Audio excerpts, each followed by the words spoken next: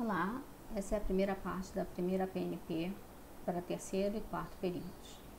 No caso do terceiro período, essa é a matéria do período mesmo. Sintagmas é a parte de gramática da matéria do terceiro período. E para o quarto período é uma revisão do que foi dado no terceiro período. Por isso, as APNPs do quarto período vão conter mais material sobre sintagmas do que as APNPs do terceiro período. Por quê? Porque para o quarto período vai ser dado essa matéria com um pouco mais de rapidez do que vai ser dado para o terceiro período, porque no terceiro período eles estão vendo pela primeira vez, tá certo? Bom, a gente começa observando uma sentença que é: os alunos muito aplicados comparam as apostilas novas com bastante rapidez. Então, olhando aí para essa sentença, a gente vai tentar fazer uma análise dessa sentença, certo? Então, se a gente for observar pela perspectiva tradicional da palavra e da oração, como palavra, da ação, período, a gente vai partir de os alunos muito aplicados, até chegar à oração como um todo: os alunos muito aplicados comparam as apostilas novas com bastante rapidez. Bora! Não é assim que nós fazemos a análise dessa sentença. Uma sentença, ela tem uma relação de hierarquia entre as palavras. Então, a gente precisa inserir um conceito novo entre palavra e oração, que é o conceito de sintagma, certo? Então, nota-se nessa sentença que entre palavras e a oração, entre as palavras e a oração, existem organizações intermediárias que correspondem a um conjunto de palavras unidos por relação de adjunção e ou complementação, denominadas sintagmas. Não vamos trabalhar aqui, por enquanto, com essas relações com o conceito de adjunção e complementação. Vamos simplesmente trabalhar com a ideia de que existem palavras que estão ligadas a um núcleo, a uma palavra principal, a um núcleo, e que esse núcleo vai distribuir concordância, vai distribuir regência para essas palavras, certo? Então, se eu for observar aqui os alunos muito aplicados comprar as apostilas novas com bastante rapidez, a gente tem os alunos muito aplicados e comprar as apostilas novas com bastante rapidez. Ora, vocês vão me perguntar, essa divisão eu já fazia essa divisão entre sujeito e predicado. Só que, o que acontece? Quando a gente faz essa divisão entre sujeito e predicado, a gente está fazendo, na verdade, a gente está mostrando, na verdade, a função de os alunos muito aplicados e de comprar as apostilas novas com bastante rapidez. Só que, para que haja uma função, há de haver uma forma. E que forma é essa? Essa forma a gente vai dar o nome de sintagma. Então, antes se fazia muito isso aqui: alunos forma uma palavra. Essa palavra tem a categoria de substantivo, que exerce a função de núcleo do sujeito. Compraram, palavra, categoria, verbo, função, núcleo do predicado. Ora, qual é a categoria em que eu vou inserir os alunos muito aplicados? Qual é a forma? Como é que eu chamo a forma do predicado? Comprar as apostilas novas com bastante rapidez. Então, eu preciso dar um nome para essa forma. E o nome dessa forma é sintagma. Dentro dos sintagmas podem haver outros sintagmas, como é o caso de muito aplicados dentro do sintagma os alunos muito aplicados, como é o caso de as apostilas novas dentro do sintagma comprar apostilas novas com bastante rapidez, como é o caso de com bastante rapidez dentro do sintagma comprar as apostilas novas com bastante rapidez. Então, a gente tem dentro desse conjunto, dos conjuntos, subconjuntos, ou seja, dentro dos sintagmas, outros sintagmas, certo? Então, aí, usando essa expressão vocês aprendem no ensino fundamental de matemática, a gente tem aí uma representação do que seria hierarquicamente essa relação de sintagmas inseridos dentro de outros sintagmas na língua portuguesa. Bom, uma outra maneira de conceituar sintagmas é comunidades de forma que correspondem a dois ou mais vocábulos que apresentam obrigatoriamente duas características. Vamos dar uma paradinha aqui quando eu falo que unidades de forma que correspondem a dois ou mais vocábulos. Tem aí uma notinha de rodapé. Vamos ler essa notinha de rodapé. Para alguns teóricos, é possível que exista um sintagma composto por apenas um termo.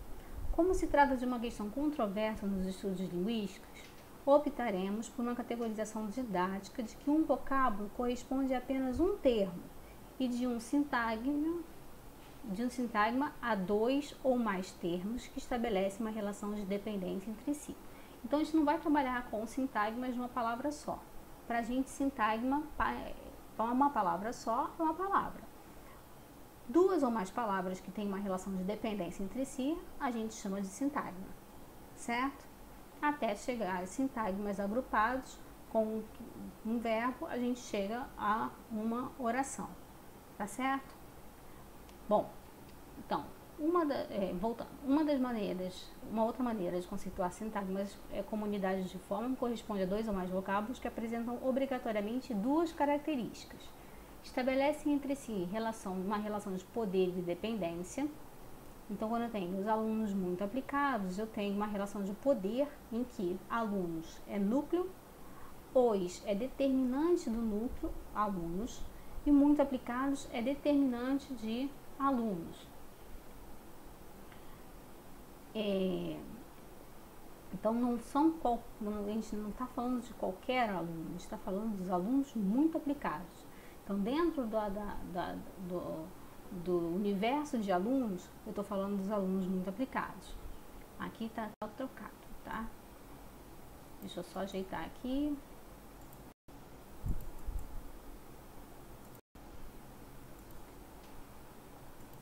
Se eu pegar o sintagma muito aplicados, eu vou ter como determinante muito e aplicados como núcleo, certo?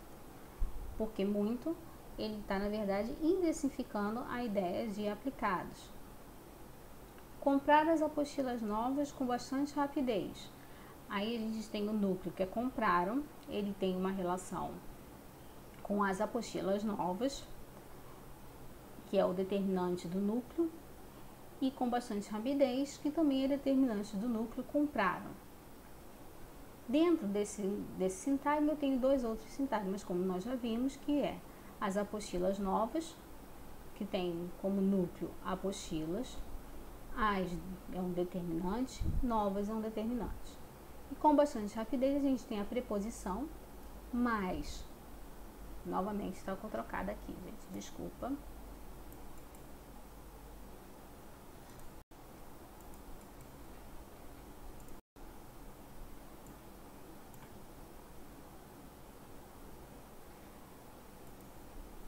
A ideia de rapidez como núcleo e bastante como intensificador desse núcleo, certo?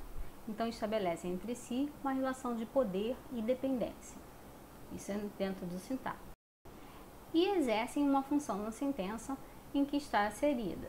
Então, quando a gente fala os alunos muito aplicados, a gente tem os alunos muito aplicados. Alunos vai ser o núcleo do sujeito. Os vai ser o adjunto adnominal. Muito aplicados é outro adjunto adnominal. Compraram, aí deixa eu completar aqui, é o núcleo do predicado. Ih, saiu tudo do lugar, peraí, vamos dar um jeitinho. É o núcleo do predicado.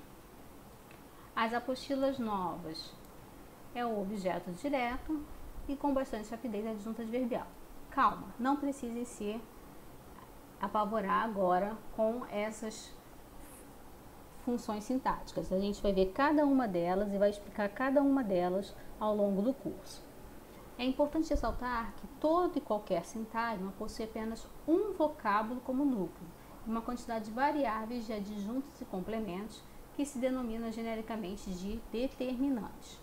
Em outras palavras, ao se analisar no sintagma, caso se encontre mais de um vocábulo como núcleo, há de se considerar que há um erro. Bom, então, um sintagma, um núcleo. Se eu encontrar mais de um núcleo no sintagma, eu estou com algum problema, eu tenho que rever a minha classificação e considerar que eu tenho aí um erro e refazer a minha análise. Então, atenção! Na língua, assim como ocorre em qualquer organização, seja ela de que natureza for, os elementos que a constituem apresentam forma e função. É o que eu falei ao longo do vídeo. A forma diz respeito ao conjunto de características inerentes a um elemento que o permite inseri-lo em uma categoria. Então, o fato de ter feminino, masculino, singular ou plural, de designar os seres no universo biosocial, faz com que eu coloque as palavras na categoria de substantivo. Agora, a função corresponde às relações que determinado elemento estabelece com outros elementos que encontram inseridos numa mesma organização. Então, se eu tenho a menina bonita, a menina é bonita, menina vai ser núcleo do sujeito. Agora, encontrei a menina vai ser núcleo do objeto direto, certo? Pode exemplificar a diferença entre forma e função com os próprios seres humanos. Há um conjunto de características que permite classificar estes como em uma fase da vida como adolescentes. Esses adolescentes, ao estabelecerem relações com outros seres humanos em contextos específicos, podem assumir funções específicas. Em casa, ao se relacionarem com os pais, são filhos. Com os outros filhos de seus pais, são irmãos. Na escola, ao se relacionarem com seus professores, são alunos. E com outros adolescentes, são colegas. Então, quando eu trabalho com adolescentes, a forma é adolescente. A função pode ser filho, irmão, colega, aluno, neto, tio, neto, sobrinho, etc. Tá certo? Esse é o final do primeiro vídeo. Eu espero que tenha agradado. Um abraço.